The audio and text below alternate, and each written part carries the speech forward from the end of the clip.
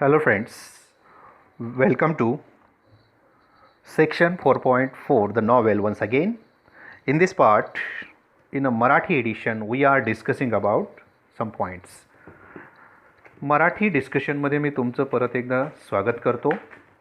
आज आपण बघणार आहोत सेक्शन नंबर 4.4 जी नॉव्हेल आहे. या नॉव्हेलच्या प्रवासामध्ये द साइन ऑफ 4 नावाची नॉव्हेल आपल्याला प्रिस्क्राईब केली आणि त्याचे 2 चॅप्टर आपल्या सिलेबसमध्ये आहेत. And this novel is written by a popular author sir Arthur Conan Doyle.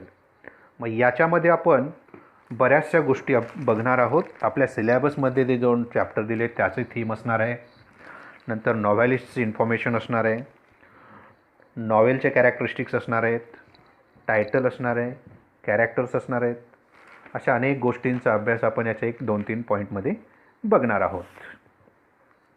सगळ्यात पहिल्यांदा साइन ऑफ 4 नावाची जी नॉव्हेल आहे ती एका नावाजलेल्या सर आर्थर कॉनॅन डॉयल नावाच्या लेखकानं लिहिली आहे.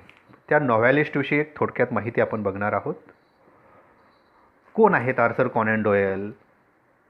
इंग्रजी साहित्यामधले नावाजलेले डिटेक्टिव्ह फिक्शन रायटर आहेत आर्थर कॉनॅन डॉयल. मग त्यांचं काय नाव पूर्ण? Sir Arthur Ignatius Conan Doyle. त्यांचा जो बर्थ पिरियड आहे तो 22 मे 1859 टू 7 जुलै 1930. हा परत आपला व्हिक्टोरियन एजची एंडिंग आहे, मॉडर्निझमची स्टार्ट आहे. मग पुढे आर्थर कॉनॅन डॉयल ओळखले जातात खास त्यांच्या एका अनोख्या शैलीसाठी. आर्थर कॉनॅन डॉयल त्यांच्या काल्पनिक क्रिएशन जी आहे, सर शेरलॉक होम्स नावाचं एक कॅरेक्टर त्यांनी निर्माण केलं. जसं आर के नारायण संबंधी आपण वाचलं होतं की आर के नारायणनी मालगुडी नावाचं खेडं तयार केलं होतं. तशाच प्रकारे सर शेरलॉक होम्स आणि त्यांचे जे सहकारी आहेत डॉक्टर वॅटसन, हे 2 काल्पनिक कॅरेक्टर असे तयार केले आणि त्यांच्या कादंबऱ्या किंवा त्यांच्या शॉर्ट स्टोरीज एवढ्या गाजल्या ज्या डिटेक्टिव्ह फिक्शनवरती आधारित होत्या.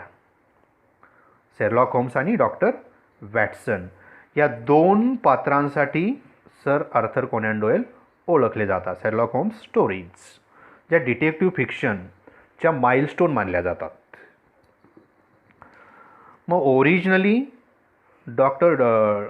Sir Doyle was a physician but he was a prolific writer.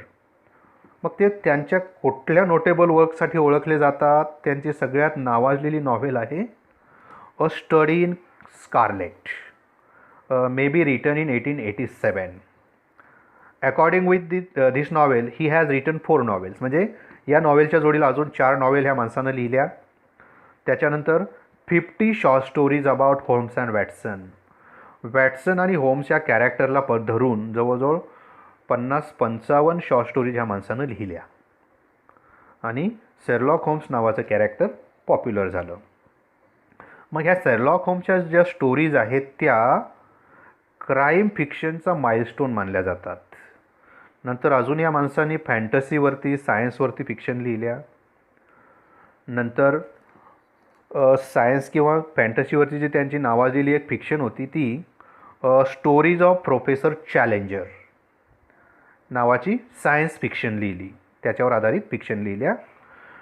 म्हणजे शेरलॉक होम्ससारखंच दुसरंही कॅरेक्टर यांचं गाजलं, professor challenger in the field of science fiction. नंतर ह्युमरस स्टोरीजच्या बाबतीतही अजून आहे. ब्रिगेडियर गेराल्ड नावाचं एक कॅरेक्टर त्यांनी रंगवलं जे नेपोलियनिक सोल्जर होता ह्युमरस स्टोरीजमधला.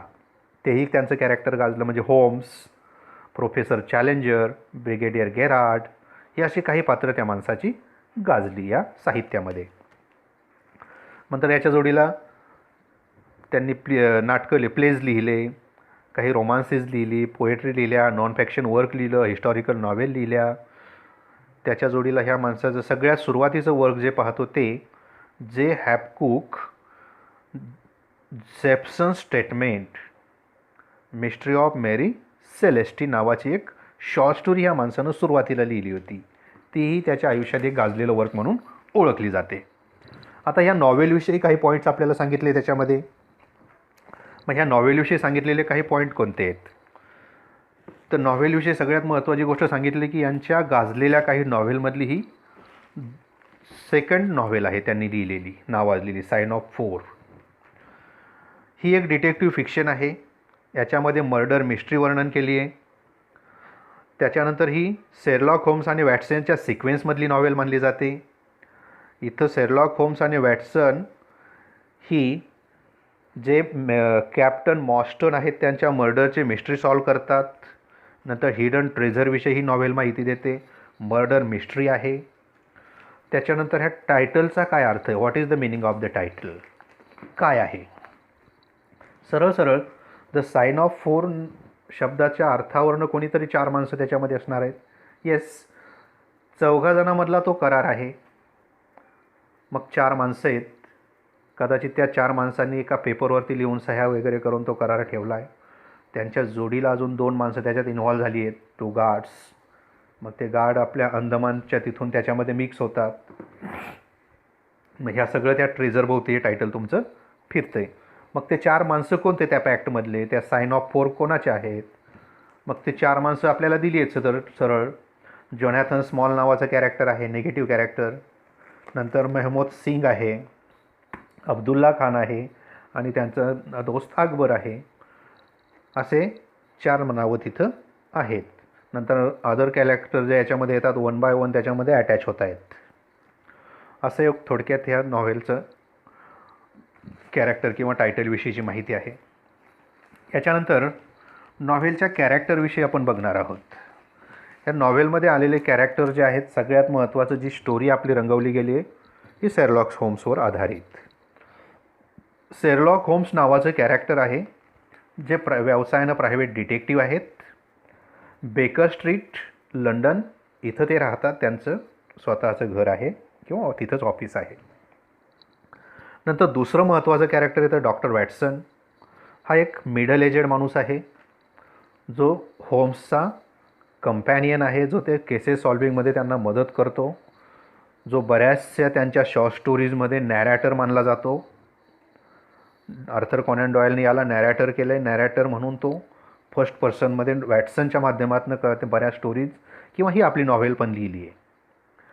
त्याच्यानंतर या स्टोरीमध्ये तो मिस मेरी नावाची जे मेरी मॉर्स्टन नावाचं जे कॅरेक्टर आहे जे त्याच्याकडे केस घेऊन येतं ते त्याला आवडते. एंडमध्ये त्यांना मेरीला तो प्रपोज करतो आणि मग त्या ह्या नॉव्हेलची एंडिंग हॅपी होते. असं एक आहे. नंतर तिसरं महत्त्वाचं कॅरेक्टर येतं तुमचं कॅप्टन आर्थर मॉर्स्टन.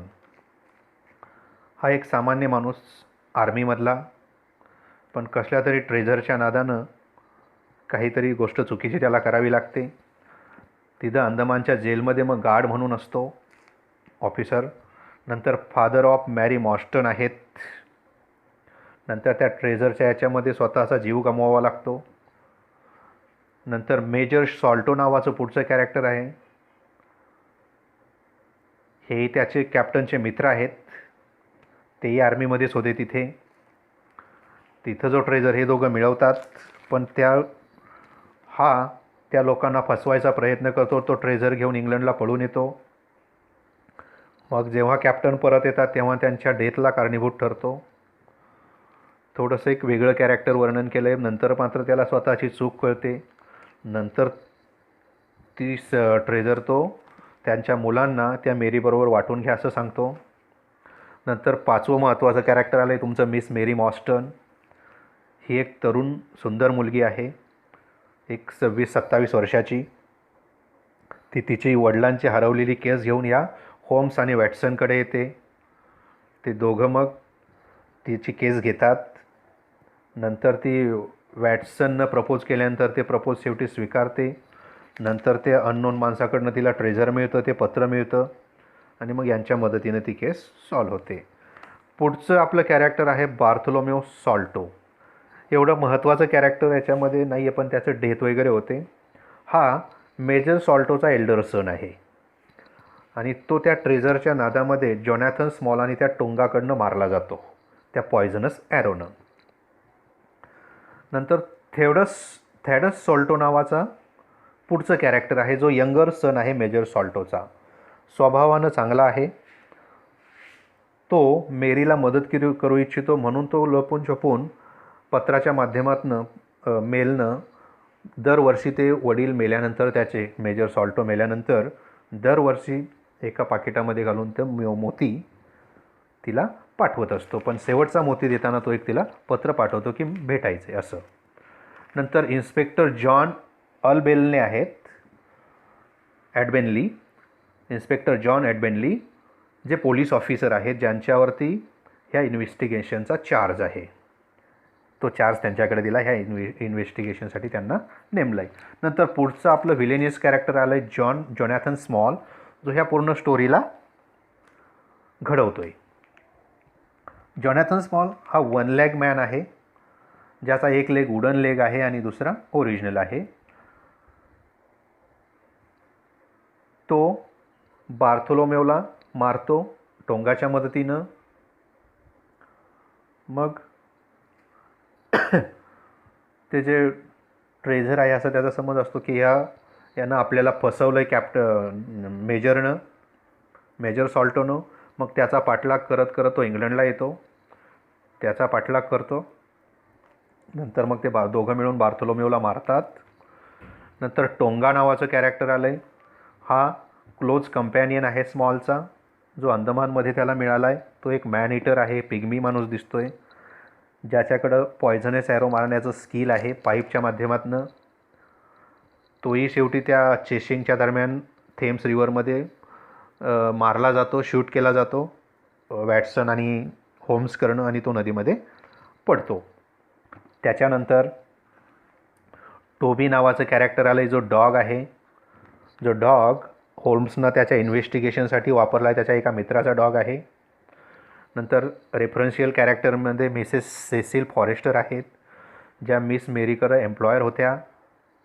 नंतर रेफरन्सचे अदर कॅरेक्टर्स आले जे त्या पॅक्टवरती नावं आलेली आहेत ती म्हणजे मेहमूद सिंग आहे, अब्दुल्ला खान आहे, दोस्त अकबर आहे आणि जोनॅथन स्मॉल आहे. हे 4 नाव आहेत ज्या त्या पॅक्टवरती करारावरती दिलेले असतात, त्या पत्रावरती दिलेले असतात. नंतर आपल्या नॉव्हेलमध्ये काही ठिकाणं आली आहेत, प्लेसेस आली आहेत, सेटिंग म्हणतो आपण याला.